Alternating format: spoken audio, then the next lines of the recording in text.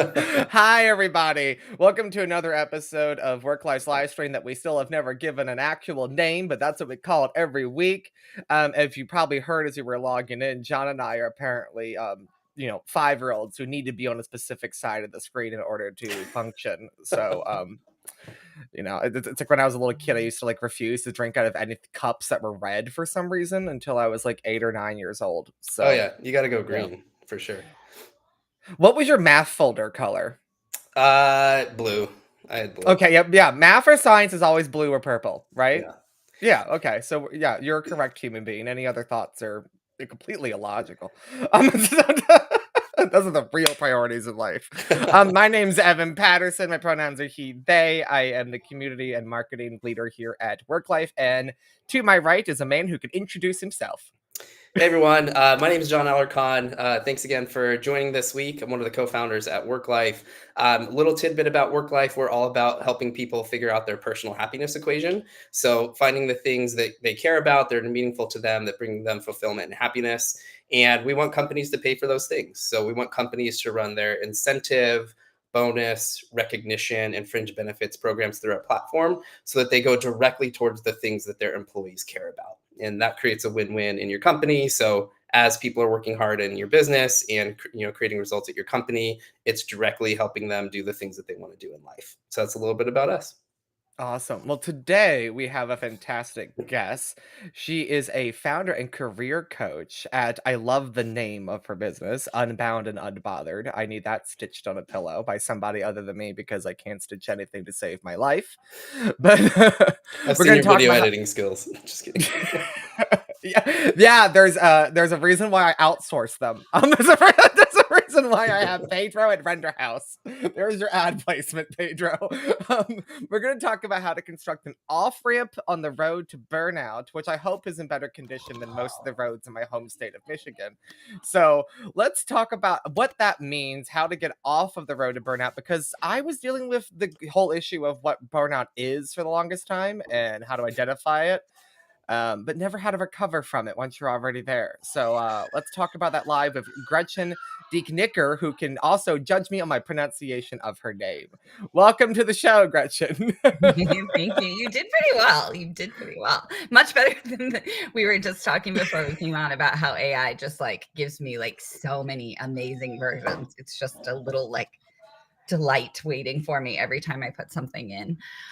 So I'm Gretchen DeKnikker, founder of Unbound and Unbothered. I spent about 25 years in tech, mostly on the business side, very early stage startups, and then I founded my own venture-backed company and then moved into kind of community things, building a community for founders, execs, and VCs in B2B software called Saster. And so built that into something and then moved into more community work, running an organization for women in tech. And so through those last two, I was able to like create, do a lot of mentoring and then also like create opportunities, right? Like get more women on stage, get more women in the mic, get them more resources at their company. But it still didn't quite feel like I had exactly, it wasn't the impact. Like I could see, speaking only from my experience in tech, a lot of it seemed very performative. And so that sort of led me on this path to decide that I wanted to do coaching, but from a really strong feminist angle. And so when we talk about burnout today, I'm going to really be coming at it from this angle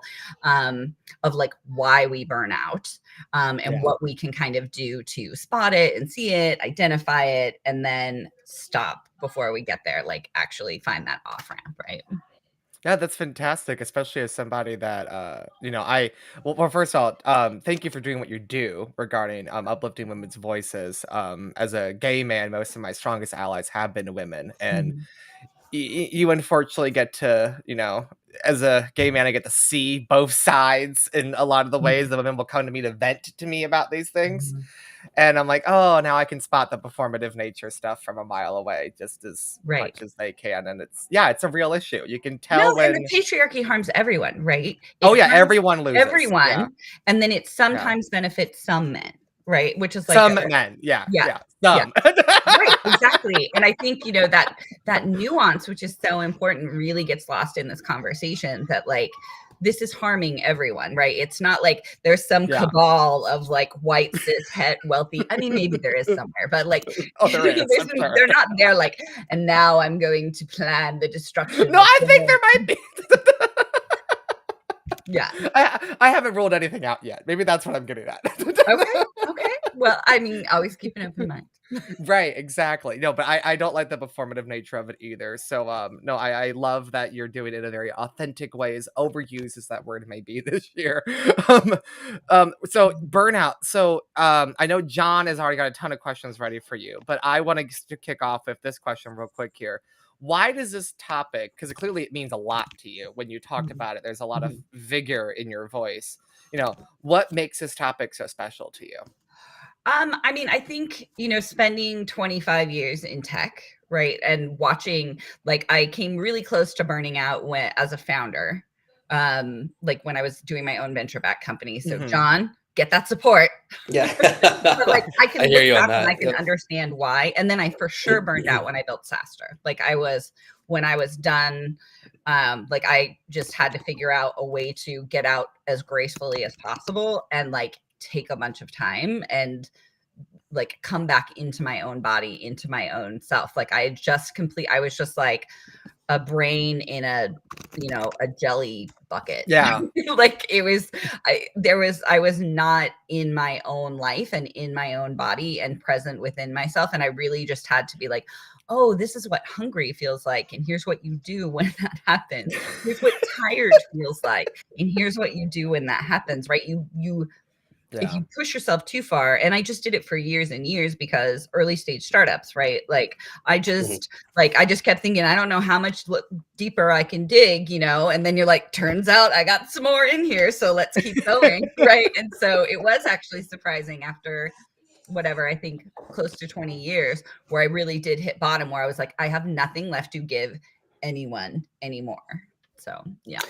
Yeah, I definitely feel that. I think, ironically, I think, well, part of it is that there's this, especially from a founder perspective, but then also from an employee perspective, it trickles down, is there's this kind of over glorification of like just depleting yourself for the purpose of like getting ahead or, like becoming the next great CEO or whatever it may be. And the reality is like, there's only so many spots for those, like, for those kind of idealistic leaders, and so I look at it as like, man, it's part of what I feel passionate about at Work Life is I've gone through those cycles of get into a company as an early stage employee or founder, work my tail off for years doing things that aren't that important but keep me busy, and then depleting myself, and then ironically at the end I look back on my experience with those organizations and I'm like, I hated it there.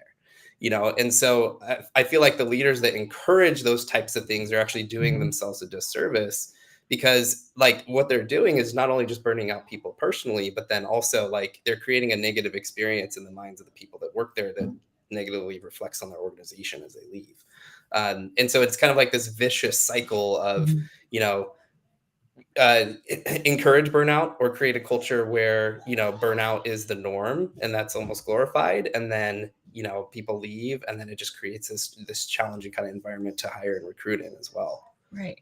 Well, and you can even take it to a meta level, right? Because in a capitalist society, right, we get hustle culture, we get productivity culture, where like the busier you are, right? And so then even your, and this is another thing that can lead to burnout, when like your supposed hobbies, you're also doing them with that same amount of like judgment and rigor, and this way of like burning yourself out with doing those things too, because like I can't do nothing. If I sit around and watch Netflix for the day and just let my mind and body rest, I'm like wasting time, right? So there's like another level to it that you always have to kind of think about, of like, how do we value people? It's why it's so rough in tech right now with all of the layoffs, because people don't feel like they actually have a utility because someone's not giving them money for, right? Like it really has this deep seated thing that comes from this, larger structure. Cool. Yeah, you've got to find multiple things that bring you joy and self-worth and beyond money, and that paychecks maybe is the better way to put this. I'm still trying to figure that out myself, you know, as a 29-year-old. And you saw my post about this event. Like, I was recently diagnosed with BPD. So, you know, talk about, you know, being given like, let's make this self-discovery journey 100 times more difficult, you know. But yeah, but like I typically don't struggle in the form of like letting my body rest, like by watching Netflix and stuff. My body forces me to, thankfully. But what I do struggle with is I love to video game when I need seclusion, and I used to work in the gaming industry, so now I play games that require no social interaction because as an extrovert, even I have a battery that goes on E sometimes. And now I find myself playing a video game that's like creative because I play nerdy games like City Skylines or Civilization 6 and stuff for the nerds that know what these are. And I will start judging the way that I play the game compared to like professional gamers on YouTube. And I have to actively remind myself, I'm like, Evan, you're playing this to relax. Right. This isn't your full-time job like these people. Like that. So now people that have turned what my hobby is into their career, I don't have any interest in turning my hobby into that career. But for some reason, I'm like, well, I mustn't be capable of enjoying this because I'm not doing as good of a job at this hobby as they are. It's so talk about, you know, your brain being stuck in the I need to be productive mode. I think some people, I have some friends that they get very frustrated. They know how to rest, but they don't know how to actively recharge. And I think that's the thing that I'm talking about here is like, you can get one right and not the other. So if you're feeling stuck, there's a lot of content about how to rest. There's not a lot of content about like something in the middle, you know, where I'm still active doing something. Yeah. Yeah. Yeah. And I think it's, so there's the concept kind of in coaching, the type of coaching I practice called mindset work or thought work. And there's a concept of buffering. And when we're buffering, it can be with anything, right? We can buffer with, you know, I love to play games on my phone. I can, you know, like I'm amazing. Like when I was in college, like my house was never cleaner than during finals because that was like, you know, it's like you can even clean to buffer, right? But what you're trying to do is avoid a negative emotion rather than just sitting and kind of processing it. But what it does when you're doing these things is you're just avoiding the emotion. So you're extending the amount of time that you actually have it rather than just kind of stopping and processing. Like one amazing book, it's called Burnout by Emily and Amelia Nagoski. Highly recommend. And it comes at Burnout from a really kind of, you know, patriarchal capitalist feminist sort of angle, but like she has a lot of advice on like how to complete the stress cycle. And that's the piece, like, you know, if there was anything to take away, it's like just go and Google complete the stress cycle and understand the difference. Because what we do is we remove the stress. We get away, you know, we close our laptop or we whatever, but we remove the stressor, but we don't deal with the actual stress. And if you think about like animals in the wild, like I've just started reading the source work for the Burnout book. And so animals in the wild, like they'll have a nervous system response, right? Of like, they might, you know, hide or whatever, but then, and the ones that like completely kind of just freeze, when they come out, they do like this shaking sort of thing. Like a deer. Right? And they come back. And like humans need to do that too. Maybe not in that like really visible way, but like figuring out what is it that I can do that's to actively complete the stress cycle. And some people, if you like exercising, then do that, right? But like when I was at SaaStr and I was burning out, I didn't realize it at the time, but it makes sense now. I would cook all day on Sundays. Like I would, and I thought like, oh, it's just like the reason it helps is because it's like sort of creative. And then I have like food for the week and it's like on hand when I remember to eat, right? But what it was it just was using my brain in a different way, in this really restorative way. But it had to be like a lot of food. Like it couldn't just be like prepare one or two things. There was something that had to be like all encompassing about it for me to get that restoration.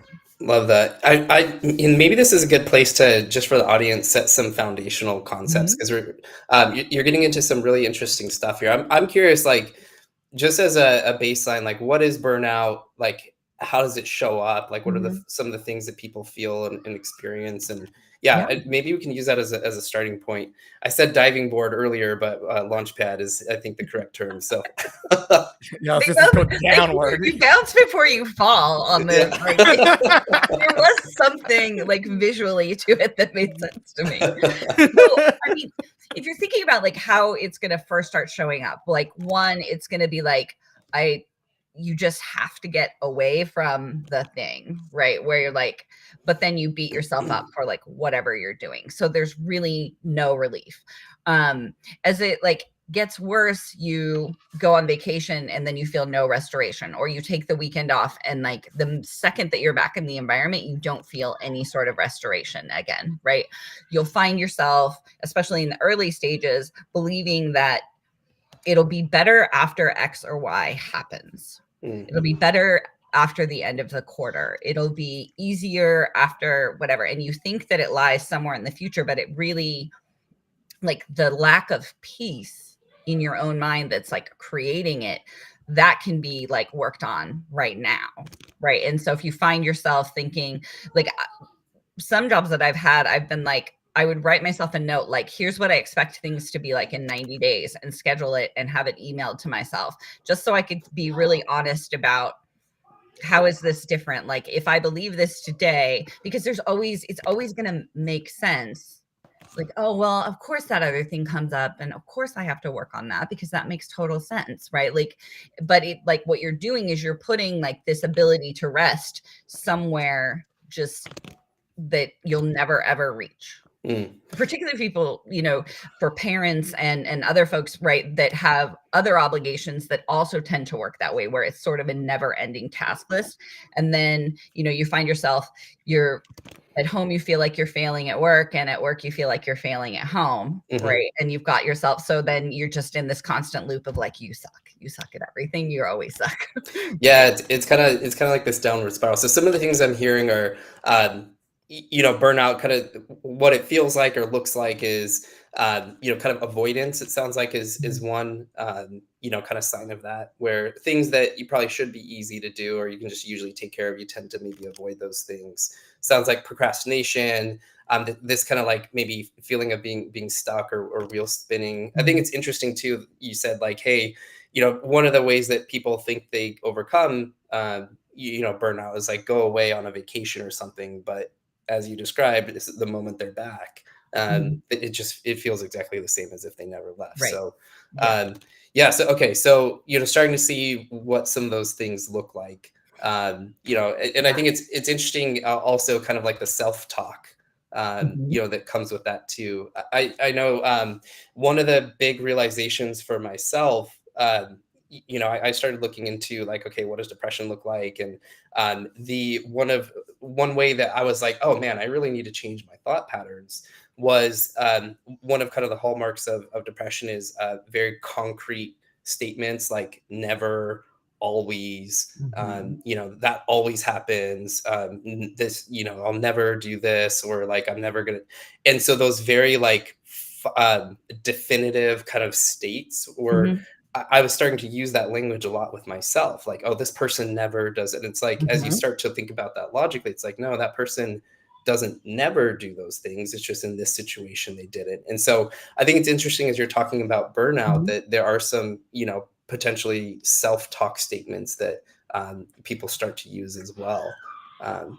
Yeah. I mean, this is where it all like, obviously I'm a mindset coach. So of course but if you think about, so like the foundation of the work that I do is that for any given situation, we have a thought about it. We make meaning of it, right? It's something, in your example, like so-and-so said these exact words and your thought was they always do that. Right. And then you have a feeling or an emotion, a physiological reaction in your body. And when you're feeling certain ways, you do some things and you don't do other things. And those actions, which is where most coaches that you go to, they're going to coach you on those actions and inactions instead of at the source with the thoughts and feelings. But those actions and inactions are what create the result. So quick example, we've got two people in the workplace. They have the same exact boss living in parallel universes. The boss says these words about a project that they have coming up. One thinks they have no idea what I'm doing. they don't think I can do this, and they feel defeated. And from that, they, vent to their friend, and they go for a walk, and they don't feel like, they feel embarrassed, and they don't want to ask their colleagues for help, right? And the result is that they turn in a less than stellar project. Like, they proved that thought true. So in the other scenario, they think, oh, I'm so glad they said something. Like, I was really going down the wrong path, and they feel motivated, and they do reach out to the colleagues, and they put in a little bit of extra time, right? And so that's just one little thing, right, with different outcomes. But then think, who's going to raise their hand the next time that big project comes up, right? So it's just little thoughts. And I'm not saying that, like, oh, this isn't like affirmations like I am kind and beautiful and everyone loves me in the mirror every day, right? Like, this isn't that.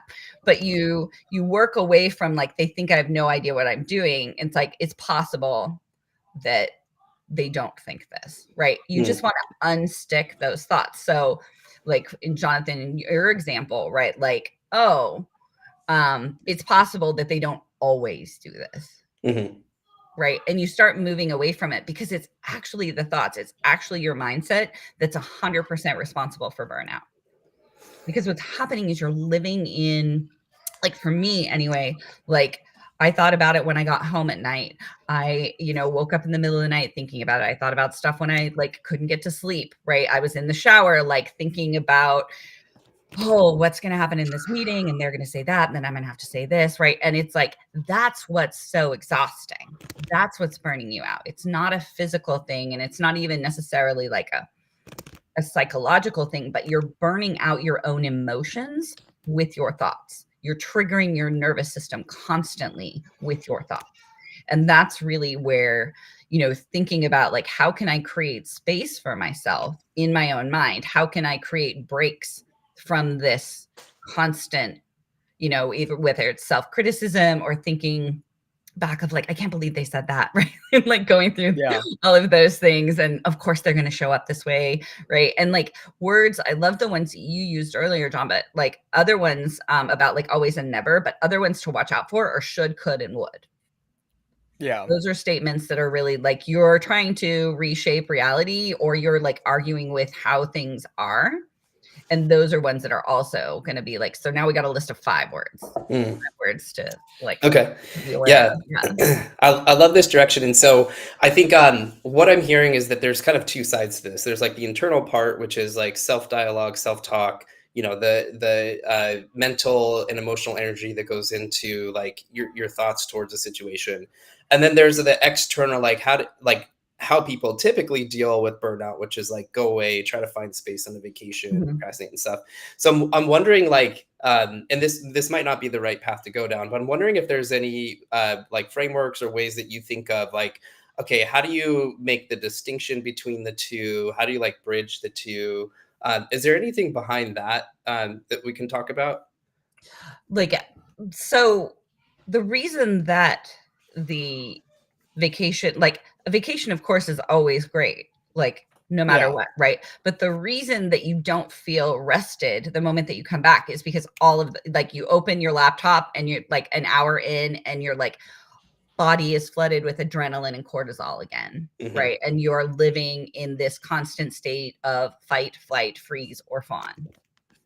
So the idea is to turn down the volume. So get really curious about, like, what are the things that I'm doing, and is it possible that I can turn this off sometimes? Right? Like, I got really good at having a conversation with myself in the middle of the night of, like, no, like, and I would, sometimes, if you write it down, you're like, okay, we're not going to forget. We can freak out about this in the morning. We wrote it down. So, like, we don't have to worry that we're going to, like, not remember to freak out about this. But, like, to let your brain kind of get it all out so that you can just give it a break, right? Because that's where the restoration comes from. And then the vacation is just completely independent of that. Love that. I've noticed similar for me. I start, like, I write and to your point, I write down things that I'm thinking about a lot. I have 2 journals. One is 3 actually. I have, like, a random note journal where, like, I randomly jot things down in. I've got my to-do list journal that weirdly I never reference, but simply by writing it down, I'm more likely to remember it the next day. I don't know why. Maybe that's like since high school, I never reread anything to study. I would just rewrite my notes. I was very tactile learner. And then my third one is my intrusive thoughts journal, which is where it doesn't matter what it's related to. There's no organization to it. It's completely gibberish. But every time there's like a thought that's like annoying me and I can't stop thinking about something, I write it down because I've noticed that it doesn't get rid of it every time, but over time I've noticed I have that thought less by getting it physically out of me. I've noticed those little things. And then you mentioned about you open up the laptop and you get like the insane amount of cortisol, right?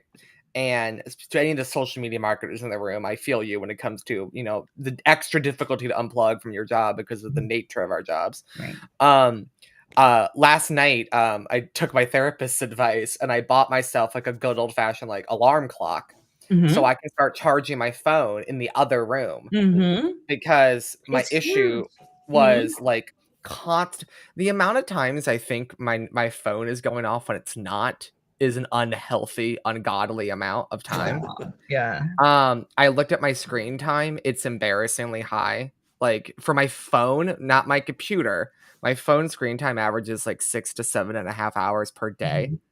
So trying to get that down to 2 to 3, that's a big leap for someone who does what I do for a living. Right. Yeah. So like I went and like audited every single app's notifications to like remove anything I absolutely don't want to have. I also like had to do like the whole like, okay, if anybody calls me in an emergency, it's really life or death. They should really be calling 911. So why are you calling me? Unless you're doing like damage control for a celebrity, like I think, right? Like there's really no social media emergencies.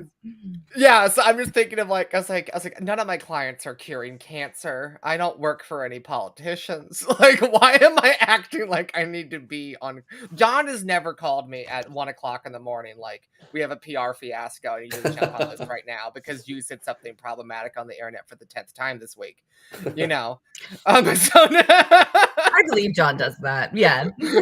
I wait till 8 a.m. to send those texts. Which is 10 a.m. my time, which it works perfectly. So I'm trying to get better at those things because to your point, I noticed that it was taking up real estate in my mind and it wasn't allowing me enough time to just exist, for lack of a better description. Can you give not just me but anybody listening, like, what are some like habit building like tactical things you can start doing other than what I've outlined, if you're want to begin this journey of like, how do I stop saying shoulda, woulda, coulda? How do I stop spiraling in the shower about things that as if they're life changing, but they're not really life changing? Yeah. I mean, it's really important to like, if you can write, to do that and just let it like say, like, get it all out. Like you're already like your intrusive thoughts thing, right? Like that's a very real thing of like, once it's out, like, because think about how, okay, so our brains are wired to keep us alive. Not to, but they like the brain thinks it's keeping us safe, right? It desires pleasure, avoid pain, and conserve energy in case we need to run from a predator, right? Yeah. Like that's all your brain wants to do. And so that's what it's wired to do unless you like engage the prefrontal cortex, right? Like the amygdala is going to run wild. Every sort of thing that's a change is like a rustle in the leaves to our ancestors. It's like, is it a lion? Right? Like, that's like, and we're going to have a fight, flight, freeze, or fawn response to those things. Yeah. But if we can come in and we can engage the prefrontal cortex, and one, like, there's different ways that you can go about it. You can look at the thoughts and think, is this true? Right. And I love a series of 3 questions that I got from a book called Soundtracks by another John something. It's a good book. But he's got 3 things when you're kind of stuck on a thought. Is it true? Is it helpful? And is it kind? Yeah. So that's one way, right? The other is like John's example earlier of, they always do that, right? Of like, it is possible that they don't always do that, right? And just give yourself, like, I just like to call them like 10% less crappy thoughts, like something that you can also believe, but you have to practice it with intention. You have to practice it on purpose. Every single time you have the autopilot thought that your, primitive brain is feeding you of like, they always do that. And it's like, okay, no, we know it's possible that they don't always do it. Right. Yeah. And you can slowly move away from that really triggering thought. And then once you really believe that one and you've gotten rid of it, right, then it's like, sometimes they do this and sometimes they don't. Right. And you can kind of like, you slowly move away, but you have to practice those thoughts with intention to create that new neural pathway, right? Like with the concept of neuroplasticity in our brain. Yeah, I think this is why it's super. I really wish mental health care was more accessible in this country because I really think it's super important for people to know this stuff. Like with the BPD, like my prefrontal cortex is physically like not developed properly. That's one of the, it's a you could run an MRI and you can see that mine's smaller than everybody else's, than the neurotypical people's, so that I'm relating a lot to what you're saying. I like those 3 questions you mentioned. That third one, like, is it kind? Yeah. One of the things that I do, my variation of that is my therapist noticed when I said, is it kind? I started making like, is it kind to everybody else? My therapist was like, it also means, is it kind to you? I was like, oh, yeah, no one told me that. So they're like, yeah, it's not always obvious, is it? I'm like, no, it's not.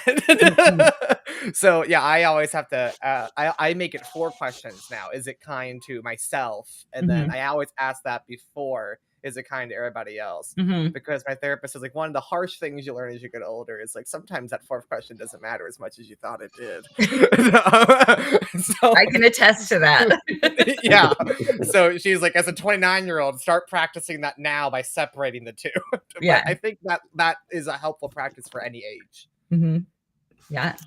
I love that. Saying, though. Yeah. And so maybe just what I'd love for the audience to be able to walk away from is kind of to start to kind of develop their own off ramp. Just kind of the theme of today's show is just like actually building that off ramp for yourself. So it sounds like one of the first things is just like kind of self-assessing or like self-identification of some of these internal dialogues, some of these like internal habits, if you will, that have formed. And so maybe we can talk through, like Gretchen yourself, like what does that kind of off ramp look like typically for people? Or is there an actual like consistent road that people should travel to get off of a road to burnout? Right.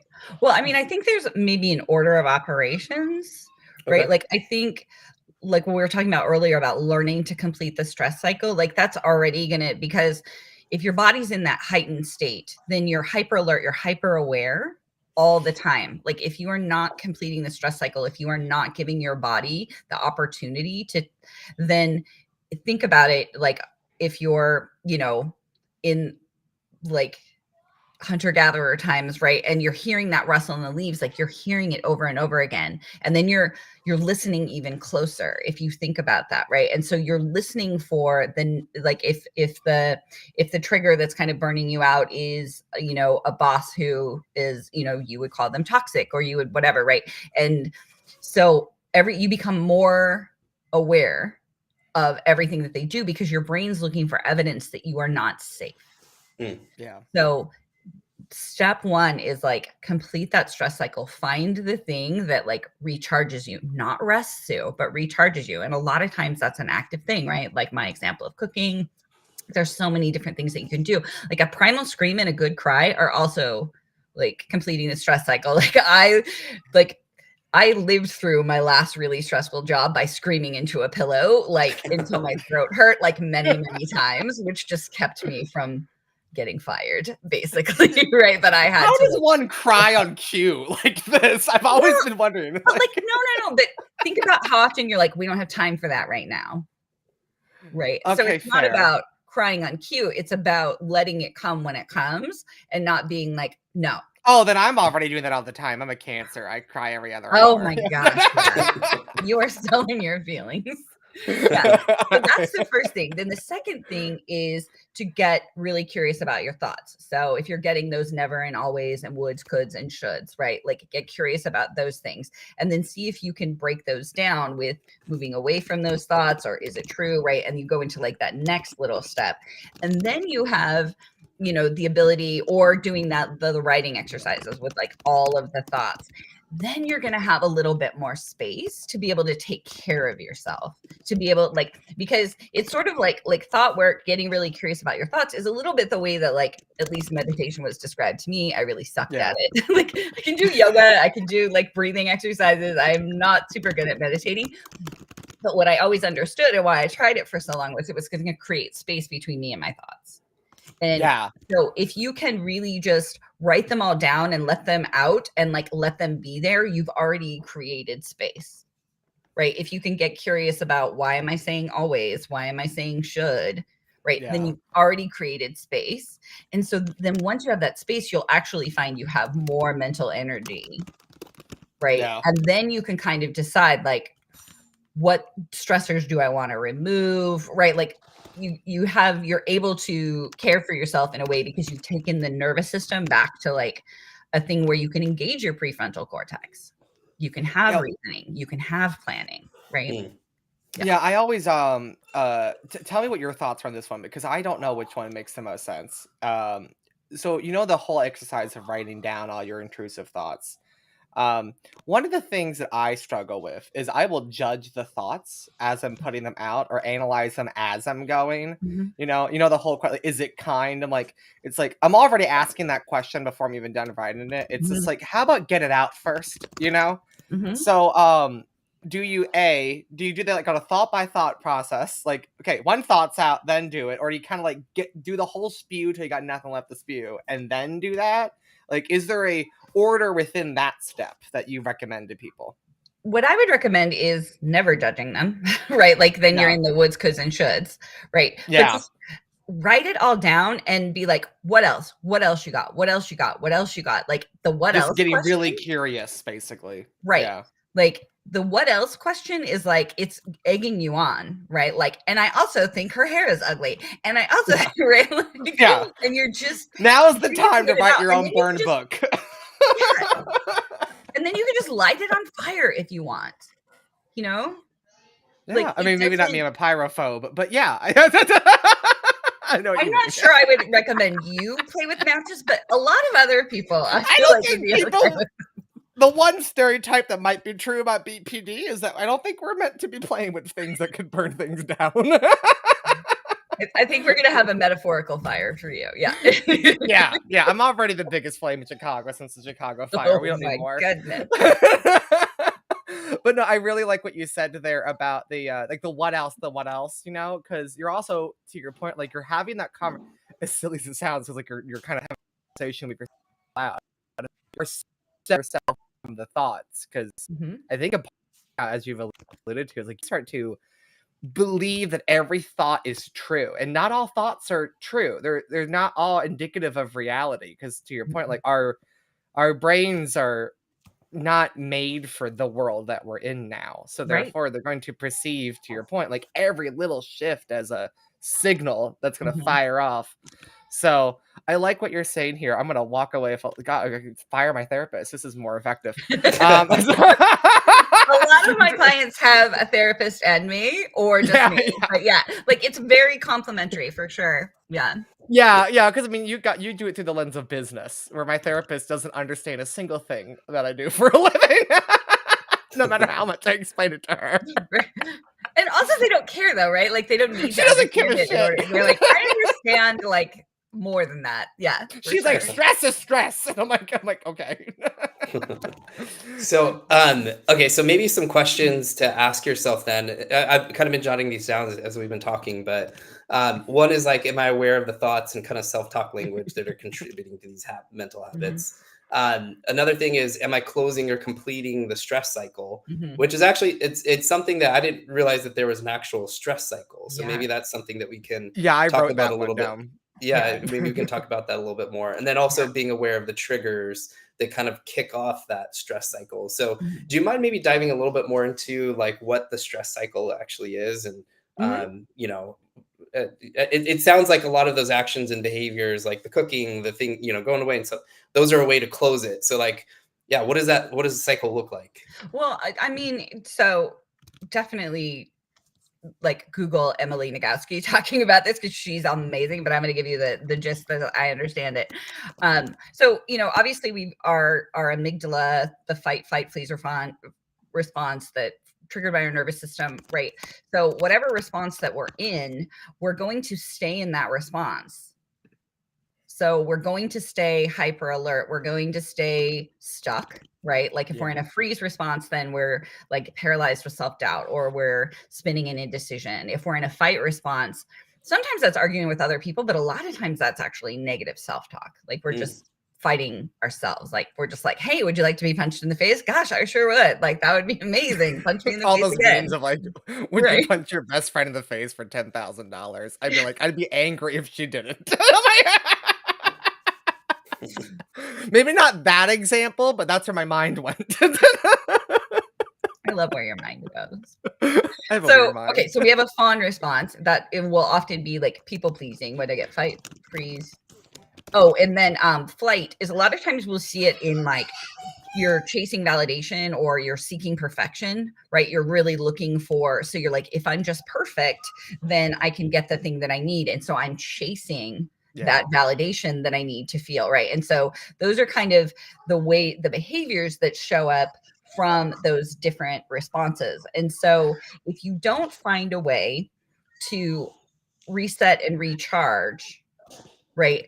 There's so many different things, like anything artistic, painting, right? Like for me, like I like knitting and like making crap, right? Like that just takes my brain. But whatever it is that takes your brain in a different direction, whether that's like going for a walk or screaming or crying or like all the things we've kind of talked about already, right?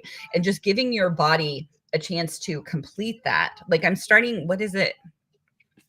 I think it's called like Waking the Tiger or something is the book that I've been reading now, which is kind of the source material for this type of like why our bodies do this and so that we need to do. But the Burnout book is really, really phenomenal for like breaking this down.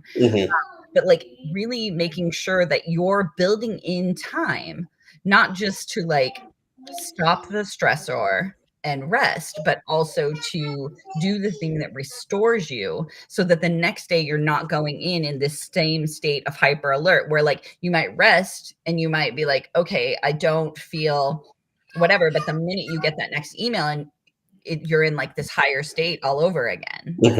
Right. Or Evan, the alert on his phone. The joys of being born in 1994 and not having a life without smartphones.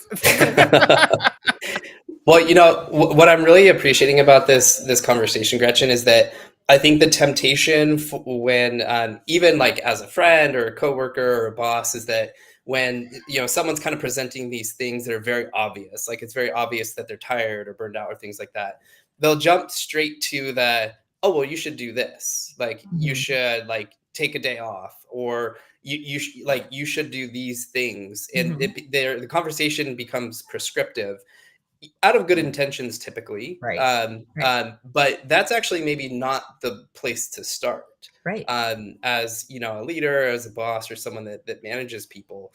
I'm curious to hear a little bit more, just as we've been talking about this, maybe what a leader or a team manager, what are some of the things that they can think about, or how should they kind of interact with their team or someone on their team that maybe is like showing up with this? Because I've seen this in one-on-ones. And I've been guilty of this myself. Like this is kind of a self-indictment where if someone's stressed out or has been working hard and stuff, I was like, hey, take the rest of the day off. Like, it's noon, like take the rest of the day off and come back tomorrow type of thing. But that's not necessarily the full picture. So can you maybe talk more about what leaders should do? How can they approach this?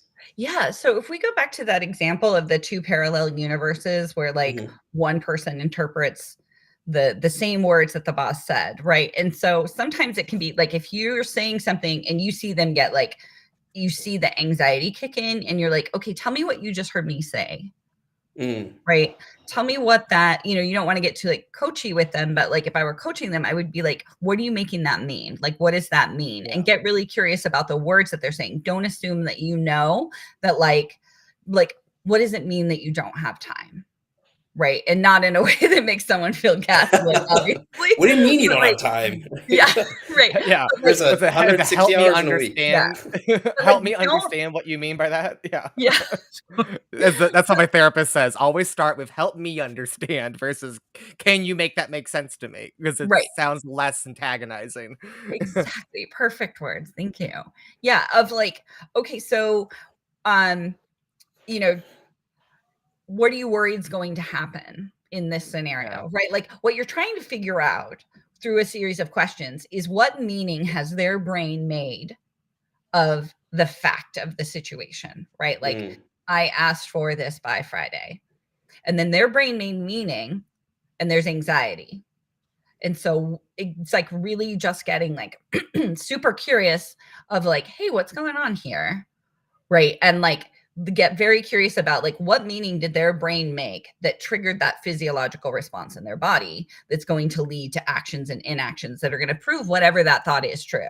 They don't believe in me. Because information is inherently meaning. We give it meaning. So that makes sense. Okay. I'm over here trying to process this information in real time. So what I'm hearing is like stop to establish like what is that truth that they just heard and that they're telling themselves. Because the reality is that you might have said something and the interpretation of that is kind of through the lens or the filter that, is kind of kicking off this stress cycle for folks. Right. Okay. Right. Interesting. Okay. And it can be like, it may just reveal like really easy obstacles of like, oh, they have to ask so-and-so for something and that person isn't as responsive as they're going to need that. Right. Like you can uncover it of like, hey, so what's going to happen? Right. Like, and just in a really, really non-confrontational, what was the word? I mean, help me understand. Oh, my therapist says, help me understand. Right. Like, it's like, in this case, like, help me understand, how you interpreted what I sent you, right? What that means to you. Yeah. I have to do that a lot because of I will mean that, but I'll say it, like, why did you interpret it that way? And then my therapist like, and you wonder why people are pissed off at you. And I'm like, well, I do genuinely want to understand why. Like, I want to help them. Like, I care about them. Yeah, but it sounds bitchy. And I'm like, oh, oops. My bad. Indeed. Yeah, so, that makes sense. I'm having trouble coming up with my questions just because I'm over here like learning so much, to be quite honest. I've talked a lot about like the way that I deal with it. What are some of your like ways to recharge? Like for you, like what do you do when you need the recharge? Yeah, I mean, I think for me, it's controlling it along the way. So one of the things that I do, particularly, so I went back into the job that burned me out, and I went back for 3 months after I kind of discovered thought work, and I was in the process of becoming a coach. And I was like, okay, if thought work can get me through this, right, without burning me out again, without making me lose my marbles, right, then whatever. Yeah. And so part of it was like being really curious, like, I might not catch the thought that's doing it, but I would feel the change in my body and just stopping and being like, what's going on? And then, for some people, it's really helpful to just stop and be like, and remind yourself that you're safe. Yeah. Like, I am not in danger right now, right? Nothing has gone wrong. Like, it's just, and then speak to yourself the way that you would maybe speak to a toddler. So instead of being like, we don't have time for your tears right now, right? Like, where you can be like, it makes total sense. Like, this woman just told you that she shouldn't have to babysit you, right? Like, I'm using a real example here, right? And like, it makes total sense that you would be really, really upset and have like a whole bunch of emotions, right? And you can also get back in your body by being like, okay, so I can't name my emotion. Like I have a hard time with that sometimes, but I can be like, okay, my throat is really tight. My fingers are tingling. I can feel it in the pit of Oh, my it's like stomach. somatic therapy. It's like Right. identifying how it physically Yeah. manifests. Like just come back into your body, because otherwise you're gonna, like, what I realized in that like super high stakes, super stressful, lots of trigger environment was that I constantly needed to come back into my own body, or I was just going to be like the brain in the jelly sack again. Right. That's like, and I would lose sense of like everything that was going on around me because it was such a stressful environment. Yeah. So this is clearly a learned skill that takes practice to get at. So correct me if I'm wrong here, but I mean, it takes the intention to try it. Yeah. So Right? what Like, do you do? What advice do you have for the people, myself included, that we forget to do this sometimes in the moment, and then we beat ourselves up after for not doing it? Because there's with ignorance comes bliss. So therefore, knowing what you can do makes it you feel like, well now I can't even say I didn't know better. You know, like I have the information and I still didn't do it. What the hell? You know? Yeah. Now, what tips do you have for the people that are still in the early stages of like remembering that all these options are even there? Right. So there are ways, because you want to engage the prefrontal cortex. But if you think about, like, if you get into like behavioral science, like if you're super into that, like BJ Fogg, right? I am a nerd for that stuff. Yeah. Oh, so much. But like the behavior equals the motivation plus the ability plus the trigger at the same time, right? So if you have the motivation and you have the ability, then you just need the trigger to do the behavior. So my house is filled with sticky notes. Like I realized the other day that this is literally from a therapist's website to buy decor for an office of anxiety coping statements on it. Yeah. I realized that when my cleaner came, I left my sticky on the mirror that said, do not, like, underline not, do not underestimate her. And I was like, he was probably like, what is going on with her this week? But I have everywhere. Other people, there's apps where you can record your voice to remind yourself of it. You can set like notifications on your phone. Like there's so many ways to create those triggers. Unless you're me, who needs less screen time. Right. Well, you know, we can, let's see. I use the notes thing. I always figure it out. Yeah. This is a thought that I need to remind myself of. It's right there, right? So when I'm thinking like, oh, I'm in over my head, what am I doing? I can remind myself, I always figure it out. Right. So that is not digital. So that is for you, Evan. Yeah, no, I've got the amount of stuff that's all over every mirror in this apartment. Cause you know, gay man have like 20 mirrors. So like every mirror in this apartment has something on it. Every door, everything that I have to like interact with on a daily basis has something on it for me. Right. Yeah, my Amazon.com now thinks that I am a therapist decorating for a mental health care center. I'm now getting like maybe you should buy this blood pressure cuff, and I'm like, y'all, all I did was buy one sign to remind me not to die. Like that was it. Like, so Jeff Bezos, get out of my head. Maybe you can look at decorative pillows then. I have decorative pillows that say all this stuff on them, which it does not help that my mom, with a similar sense of humor, sent me a Christmas gift last year of like little sequence pillows that you can like go back and forth. It says live, laugh, love a one, and you like wipe it and it goes, I hate everyone. So it depends on what mood I'm in. I just swipe it. I love your mom. She comes over and she's like, I like how it's half one side, half the other. I'm like, I don't know which one I am today. So like, my boyfriend bought me those octopus you flip with the faces. He's like, I've never seen you happy with the octopus. And I'm like, I hate the color of it when it's happy. Like, so yeah, I'm so picky. There will be no joy in the octopus land. There will be no joy in periwinkle, only orange. Yeah. So no, I love all these tips. They're fantastic. I've learned a lot from this. I kind of feel silly that I'm getting paid to be here right now, and I should be paying you to give me this coaching. So seriously, I appreciate these tips. I'm sure there's going to be a lot of people that are going to walk away with new information, especially some of my friends that I know that are listening right now that have sent me some DMs like, this is the best live stream I've seen you on. So yeah, thank you so much for being here. John, any closing questions, statements? Yeah, I think there's still tons to explore here. I'm curious, and just for me, like some of my takeaways, I think one, not realizing that there's like an actual stress cycle. So Mhm. being aware of that, not just for Yeah, I didn't know either. myself, but for others as well. And knowing that now, like as a leader, not jumping to not skipping steps in that I think is really important, because if you Mhm. just go straight to the like, well, here's how you cure it, type, like take this action, it's actually Mhm. not restorative Mhm. necessarily, which Right. is what actually solves the problem. So I think for me those are two really great takeaways that I can just be more aware of. My hope is that some of this content gets in front of other leaders as well, because I think, again, the intentions are typically good, but the actual advice, there's just a lot of bad advice out there, and so yeah, I think this is chock full of takeaways. So Gretchen, I do really appreciate you being here, and we'd love to kind of continue the conversation. One quick shout out, I'm thankful to Women in Sales for Mhm. connecting us. That's where we first met, in their Slack community. So glad you reached out when we called for LinkedIn Live guests, and I'm, Mhm. I'm glad that this conversation has been really Yeah, fruitful. So likewise. yeah, Thank you We so get a much for lot of having great me. This guests was from there. super fun. totally. Awesome. Okay, well, Gretchen, where can people find you? What's the best way to kind of see your work, and where can they get a hold of you? Yeah, so my website is A Mountain Unbothered. Socially, you find me mostly on LinkedIn. I have a love-hate relationship, but that's where you'll find the bulk of my content.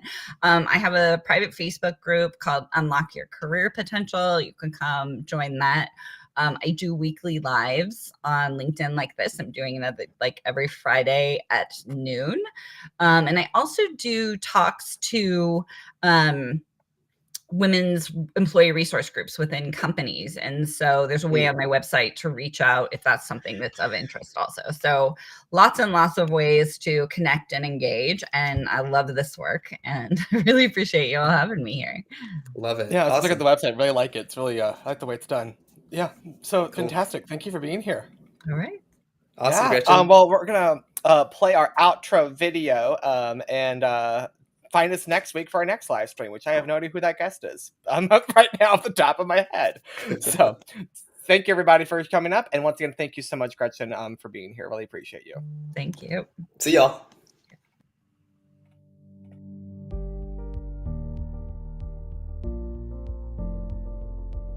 Do you know what motivates your employees to perform at work? Do you know what inspires them and keeps them engaged? Many leaders don't. Sales managers have to constantly think up creative new sales incentives, and HR teams strive to help people feel valued, appreciated, and happy. Millions are spent on various initiatives, but it's mostly a guessing game, and it often misses the mark. More than 45% of people feel that their needs are not met at work. 34% of employees are actively disengaged, and 29% are actively looking for a new job. How do you tap into people's intrinsic motivators to drive performance? How do you reward people in a way that meets their individual needs without breaking the bank? WorkLife has the answer. WorkLife is an employee motivation and individualized incentives platform. We help companies link business objectives directly to their employees' unique intrinsic motivators to drive business performance. By tapping into what truly motivates and inspires people, companies can create a win-win scenario just by spending differently than they are now. Let's start with employees first. WorkLife uses positive psychology to help employees identify ways that they can improve happiness and tap into what truly inspires them. Our science-based framework guides employees through a process of uncovering their motivators, setting meaningful goals, and tracking their progress towards them. In order to provide a distinct path toward making their goals a reality, we enable employees to open a work-life balance, a special bank account dedicated to storing sacred money for the passions and pursuits they've identified. Employees can use their work-life balance to accomplish whatever's important to them, such as travel, education, or experiences. With this approach, choice is offloaded to employees and eliminates friction for fulfillment. Leaders no longer have to manage reimbursements and receipts or cobble together multiple vendors to make everyone happy. With this established, we're now ready to motivate. We give companies a number of tools to align their business objectives directly with their employees' dreams and passions. They can contribute to employees' work-life balances through incentives, reward programs, and various fringe benefits and entitlement programs. For example, you can run sales contests through WorkLife's incentive programs, which will allow your reps to see each other's progress towards the objective and the personal goals that motivate them. When you're ready, just pay out the incentive in WorkLife and watch as your reps live out what matters to them. No more ordering or redeeming or coordinating or reimbursing. You can create anniversary and birthday programs to automatically reward and celebrate employees at key milestones. Employees can attach something personally meaningful to upcoming milestones, so they have something to look forward to. You can also make spot rewards and spiffs more meaningful by rewarding people through WorkLife and contributing directly towards the dreams, passions, and goals that motivate them and make them happy. Every initiative you create in WorkLife helps employees feel more connected to their work and more motivated to achieve their goals. When employees are happy and motivated, they're more productive and engaged at work. This leads to better business results for the company, as well as a more fulfilling and rewarding experience for your employees. If you're looking for the best way to improve employee happiness, productivity, and engagement, all while consolidating costs and maximizing impact, then WorkLife is the right solution for you. Book a demo or click to learn more about how we can help you create a more productive and flourishing work environment for your people with WorkLife.